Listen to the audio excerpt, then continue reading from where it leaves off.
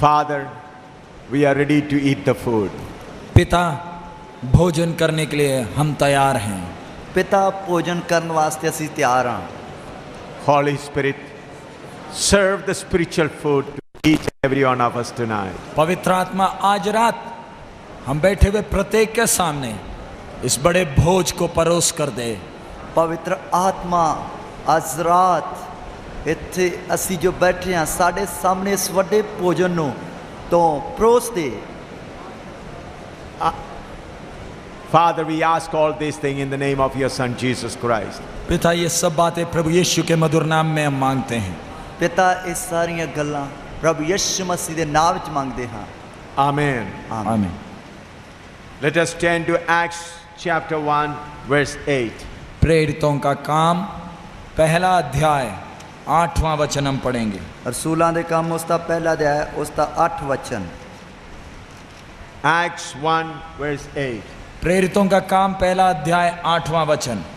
रसूलां दे काम उसका पहला अध्याय उसका 8 वचन। But ye shall receive power after the Holy Ghost is come upon you, and ye shall be witnesses unto me, both in Jerusalem and in all Judea and in Samaria and unto the uttermost part of the earth. परंतु जब पवित्र आत्मा तुम पर आएगा तब तुम सामर्थ्य पाओगे और यरूशलेम और सारे यहूदिया और सामरिया में और पृथ्वी की छोर तक मेरी गवाह होगे। पर जहाँ पवित्र आत्मा तुहाडे उत्ते आएगा तां तुसीं शक्ति पाओगे अते यरूशलेम और सारे यहूदिया अते सामरिया विच सगों धरती दे बन्ने तक मेरे गवाह होवोगे। There the important word what the Holy Spirit wants to stress tonight is you shall become my witnesses. यहाँ जो मुख्य विषय जिस पर पवित्र आत्मा आज महत्व देना चाहता है वो यही है, मेरे गवाह होंगे। इस दे विच जो मुख्य विषय है, मुख्य गल है जिस ते पवित्र आत्मा जिसनों पवित्र आत्मा महत्वपूर्ण करके देना चाहता है वो है मेरे गवाह होंगे। We are becoming witnesses. हम गवाह बन रहे हैं। असी गवाह बन रहे हाँ। But the Holy Spirit expresses clearly we have to become witnesses of Jesus. लेकिन पवित्र आत्मा स्पष्ट रूप से कहता है हमें मसीह यीशु का गवाह बनना है। पवित्र आत्मा स्पष्ट रूप दे नाल कहता है कि असी यीशु मसीह दा गवाह बनना है। When I say this, you will say, yes, I am preaching about Jesus. जब मैं ये कहता हूँ तो आप कहोगे हाँ सच है, मैं यीशु के बारे में गवाही देता हूँ। जब मैं ये कह रहा तुसी कहोगे ये सच है कि मैं यीशु दे बारे गवाही देना हाँ। But it is not about Jesus. The command that is given to us is my witnesses. अभी इधर यीशु के बारे में गवाही देने के विषय में नहीं, आज्ञा क्या है, हमें मसीह का गवाह बनना। इधर यीशु दे बारे गवाही देने वास्ते नहीं सगों हुक्म की है असी यीशु मसीह दा गवाह बनना है। Now the present church world has become a settled life entertainment. आज की आधुनिक मसीह जगत को या कलीसिया को देखो तो आराम का स्थिर रहने वाला ऐश का जीवन बन गया है।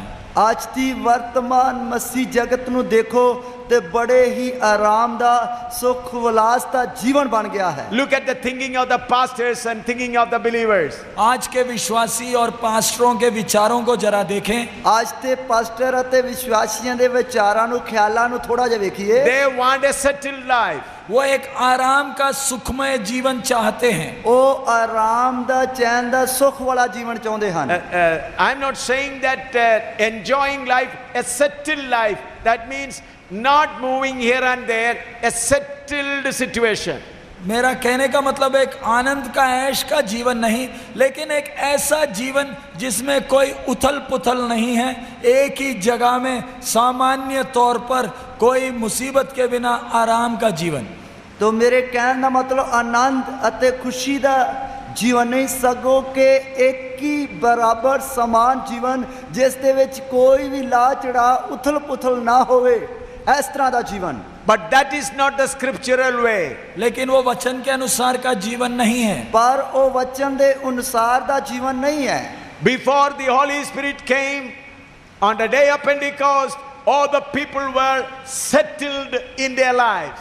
पवित्र आत्मा पेंतिकोस के दिन उतरने के पहले लोगों के जीवन को देखे तो वो एक जगह में आराम से रहते थे। ਪਵਿੱਤਰ ਆਤਮਾ ਪੰਤੇਕੁਸਤੇ ਦਿਨ ਉਤਰਨ ਤੋਂ ਪਹਿਲਾਂ ਲੋਕਾਂ ਦੇ ਜੀਵਨ ਨੂੰ ਦੇਖੀਏ ਤਾਂ ਇੱਕ ਹੀ ਜਗ੍ਹਾ ਤੇ ਬੜੇ ਆਰਾਮ ਦੇ ਨਾਲ ਰਹਿੰਦੇ ਸਨ।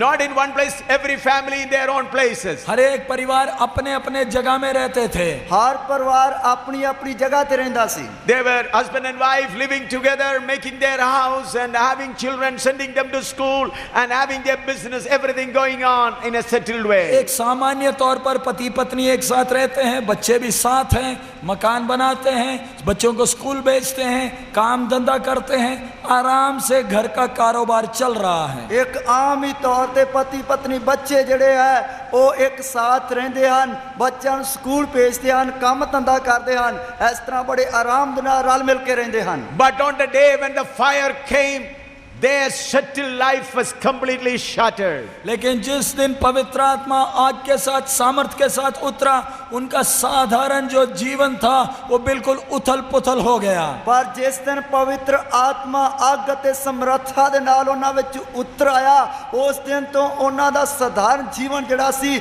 ਉਹ ਉਥਲ ਪੁਥਲ ਹੋ ਗਿਆ। Acts chapter 2 verse 1 to 3. प्रेरितों का काम दूसरा अध्याय 1 से 3 तक। ਰਸੂਲਾਂ ਦੇ ਕੰਮ ਉਸ ਦਾ ਦੂਸਰਾ ਅਧਿਆਇ ਉਸ ਦੀ 1 ਤੋਂ 3 ਐਤ ਤੱਕ।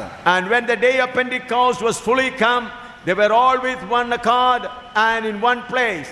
And suddenly there came a sound from heaven as of a rushing mighty wind, and it filled all the houses where they were sitting. And there appeared unto them cloven tongues like as of fire, and it sat upon each one of them. जब पेंतिकोस का दिन आया तो वे सब एक जगह इकट्ठे थे। एकाएक आकाश से बड़ी आंधी किसी सनसनाहट का शब्द हुआ और उससे सारा घर जहां वह बैठे थे गूंज गया, और उन्हें आग की सी चीखें फटती हुई दिखाई दी और उनमें से हर एक पर आ ठहरी। जब पंतेकुस्त का दिन आया वो सब एक थां इकट्ठे सन और अचानक आकाश तो एक गूंज आई जई वड्डी भारी हनेरी दे वगण दी हुंदी है, ਅਤੇ ਉਸ ਨਾਲ ਸਾਰਾ ਘਰ ਜਿੱਥੇ ਉਹ ਬੈਠੇ ਸਨ ਭਰ ਗਿਆ ਔਰ ਉਹਨਾਂ ਨੂੰ ਅੱਗ ਜਿਹੀਆਂ ਜੀਬਾਂ ਵੱਖਰੀਆਂ ਵੱਖਰੀਆਂ ਹੁੰਦੀਆਂ ਵਿਖਾਈ ਦਿੱਤੀਆਂ ਅਤੇ ਉਹ ਉਹਨਾਂ ਵਿੱਚੋਂ ਹਰੇਕ ਉੱਤੇ ਠਹਿਰੀਆਂ। Everyone was caught with the heavenly fire. वहां पर एकत्रित हर एक व्यक्ति पर स्वर्ग का वो आग पकड़ लिया। उधर जिन्ने भी लोग इकट्ठे हुए सन ਉਹਨਾਂ ਸਾਰਿਆਂ ਨੂੰ स्वर्ग दी आग लग गई। Where this fire started? ये आग शुरू कहाँ हुआ? ये आग जेड़ी किथे शुरू हुई? Psalm 39:3. भजन संहिता 39 उसका 3रा वचन।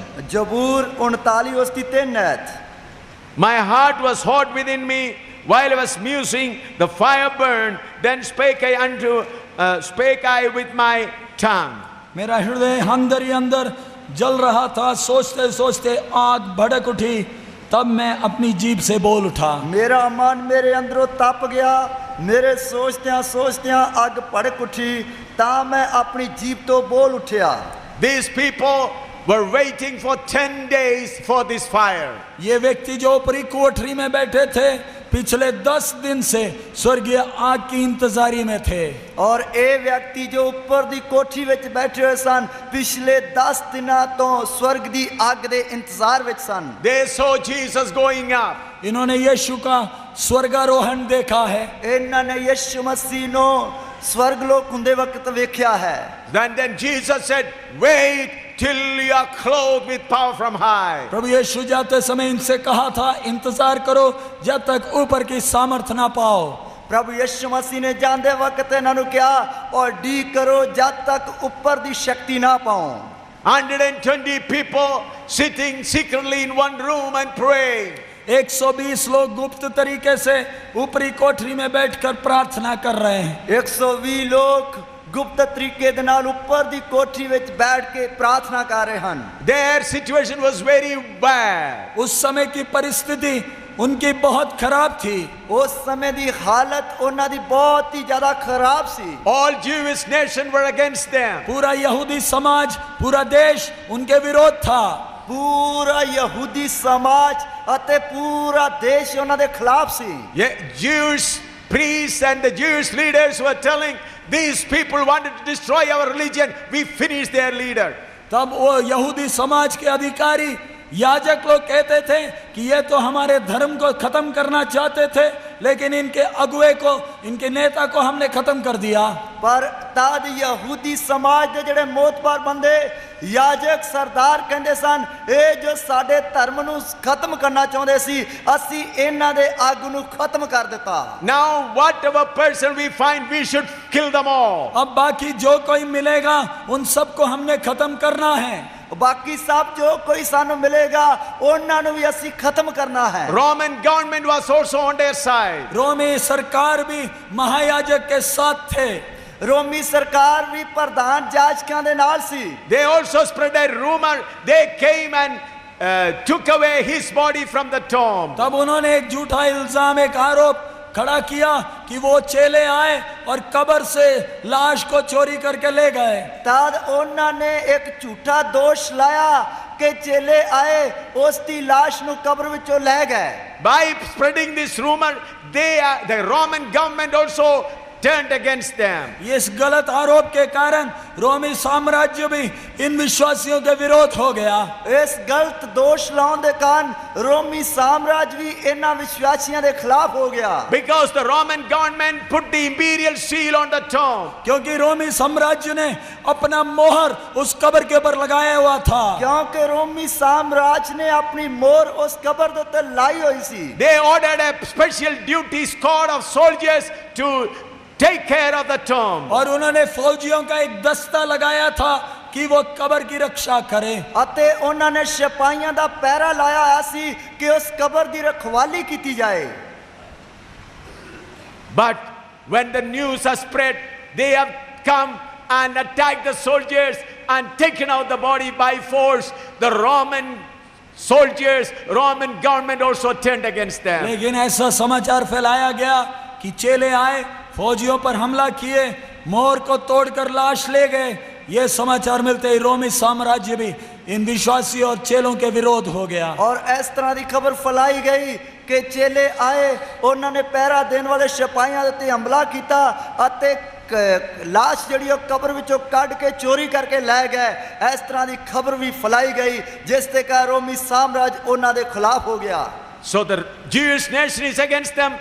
Roman government is also against them. अब यहूदी देश इनके खिलाफ है, रोमी साम्राज्य भी इनके खिलाफ है। हुण यहूदी कौम जड़ी ओ इन्हां दे खिलाफ है, उस दे नाल नाल रोमी साम्राज्य भी इन्हां दे खिलाफ है। Situation around them is very dangerous and fearful. अब इनके चारों तरफ की परिस्थिति बहुत भयानक है, डरावनी है। और हुण इन्हां दे चारे पासे दी हालत बहुत ही भयानक है, डरावनी है। They are not conducting a prayer meeting there. इधर इन लोग 120